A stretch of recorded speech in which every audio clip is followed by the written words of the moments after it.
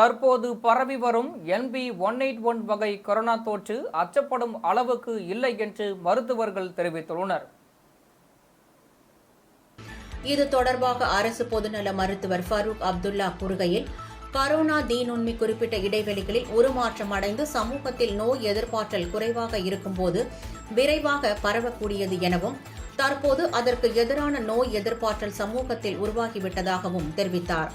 அதேவேளையில் முழுமையாக கரோனா பாதிப்பை வராமல் தடுக்க முடியாது எனவும், கரோனா தீநுண்மிகளின் வெளிப்புரதம் உருமாற்றம் அடையும் போதெல்லாம் சமூகத்தில் சிறிய அளவிலான பாதிப்பு ஏற்படும் எனவும் அவர் குறிப்பிட்டார்.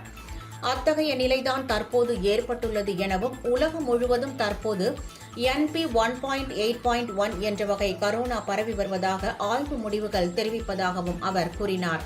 சர்வதேச தொழில்நுட்ப குழு அண்மையில் மேற்கொண்ட ஆய்வின்படி NB1.8.1 தொற்றால் பொது சுகாதார நிலைக்கு எந்த அச்சுறுத்தலும் ஏற்படாது என்று உறுதி செய்யப்பட்டுள்ளதாக அவர் தெரிவித்தார்.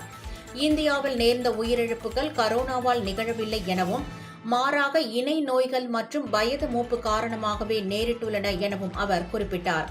எனவே கரோனா பரவல் குறித்து பொதுமக்கள் அச்சம் கொள்ள தேவையில்லை எனவும், நோய் தடுப்பு விதிமுறைகளை பின்பற்றினாலே போதுமானது எனவும் அவர் தெரிவித்தார்.